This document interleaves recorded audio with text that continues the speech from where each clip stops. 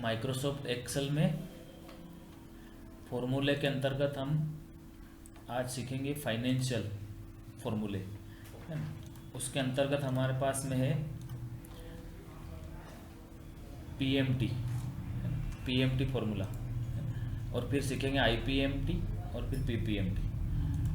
तो जो ये पीएमटी जो फॉर्मूला होता है ये इंस्टॉलमेंट कैलकुलेट करने के लिए होता है। कोई भी लोन लेते हैं ना अपन, तो हमें अगर लोन का अमाउंट पता है, डाउन पेमेंट भी पता है, टाइम भी पता है और इंटरेस्ट रेट भी पता हो पहले से, तो हम इंस्टॉलमेंट निकाल सकते हैं उसकी कितनी बनेगी किस्त, किस्तें होती है ना लोन की उसमें। तो जैसे मान लो कि हमने 5 लाख का लोन लिया और 1 लाख हमने डाउन पेमेंट दिया, 6 साल की किस्तें बनाई हमने, है ना, ये ईयर है ईयरली, और मान लो 14% का ब्याज लग रहा हो आपको, तो क्या किस्त बनेगी आपकी। ठीक है, तो फॉर्मूला है बराबर पीएमटी। ठीक है, सबसे पहले रेट सिलेक्ट करना है अपने को, इंटरेस्ट रेट, है ना, डिवाइड करना है 12 से। ठीक है, फिर अपने को सिलेक्ट करना है टाइम। ठीक है, तो टाइम में आपको इंटू करना है 12 से, क्योंकि ये ऑलरेडी ईयरली है तो अपने को मंथली निकालनी, इसलिए फिर कॉमा लगाया, फिर टोटल अमाउंट रहेगा लोन का और माइनस रहेगा डाउन पेमेंट, और एंटर दबाया, तो ये आपका आ गया। ये डॉलर में आया है तो आप इसको यहाँ से कॉमा स्टाइल में कर लो अपने यहाँ के हिसाब से। तो ये इंस्टॉलमेंट आया। मान लीजिए इसकी बजाय अगर ये लोन 7 लाख का होता, ठीक है, 7 लाख, 1 2 3 4 5, और 1.5 लाख आपने डाउन पेमेंट दे दिया होता, तो ये किस्त आती। ठीक है, अब इसकी बजाय अब मैंने एक लोन लिया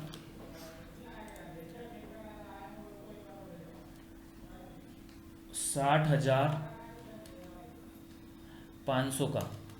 ठीक है, मोटरसाइकिल ली मान लो 60,500 रुपये, और उसमें मैंने 19,500 रुपये डाउन पेमेंट दिया था, 2 साल की किस्तें बनवाई थी। जो ब्याज दर लगी थी वो 21.6%। ठीक है, ये राउंड फिगर में 22 हो गया, आप यहाँ से देख सकते हो।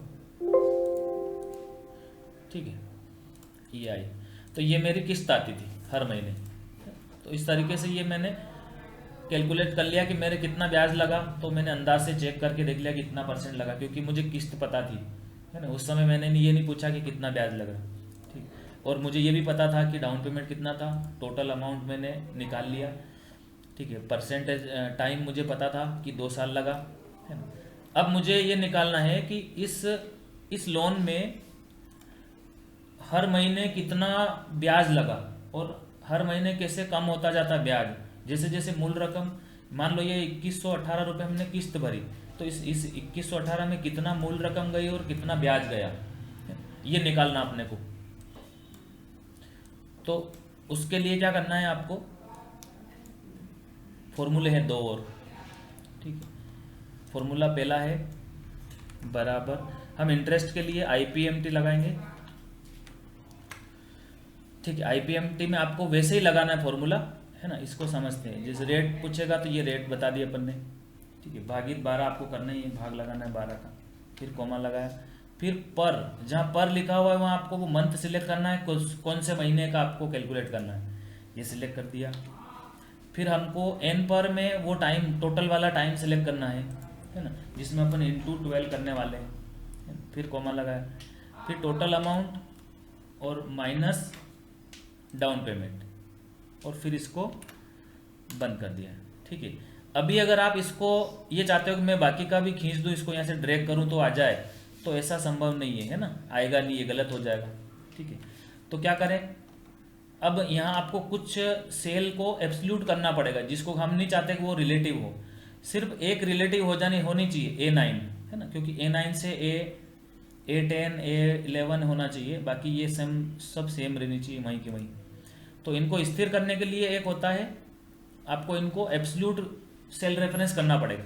तो एब्सोल्यूट सेल रेफरेंस करने के लिए आप शॉर्टकट है F4 दबाना है आपको, है ना। या तो F4 दबाओ या उनके दोनों के आगे डॉलर का साइन लगाओ, एक ही बात है ना। A9 को नहीं करना है, ये B4 को करना है, F4 दबाया, फिर B2 को भी करना है क्योंकि इसको भी फिक्स चाहिए और ये भी फिक्स चाहिए, ठीक है।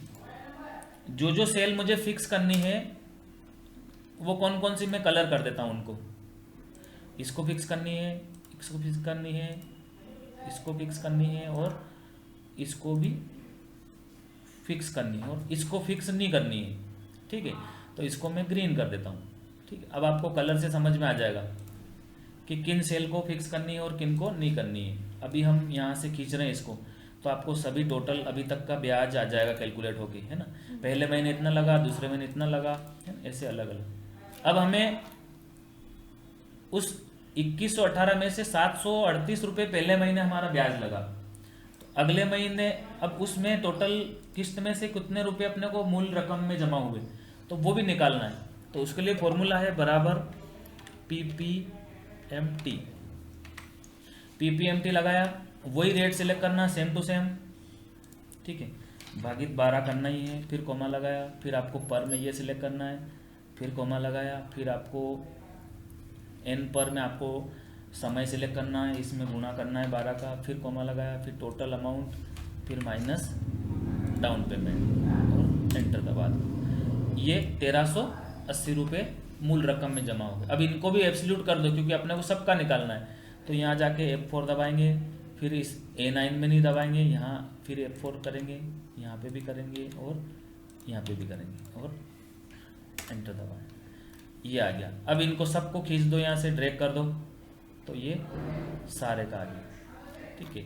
अब इन दोनों को जोड़ो तो इसके बराबर आना चाहिए, है ना। ये किस्तें हमारी हर महीने की समान किस्तें आएगी, इस जितनी भी 24 की 24 किस्तें बराबर ये प्लस ये, इन दोनों को जोड़ो तो क्या आना चाहिए 2118.91 और डबल क्लिक कर दो तो सबकी बराबर आ जाएगी।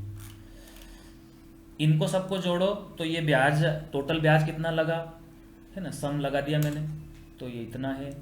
टोटल मूल रकम कितना, कितने का लोन था वो हमने जोड़ा तो ये आ गया 41,000 का लोन था, और लोन समेत ब्याज समेत कितना अमाउंट हो गया, ये मिश्र धन हो गया, ये मूलधन, ये ब्याज और ये मिश्र धन, ठीक है।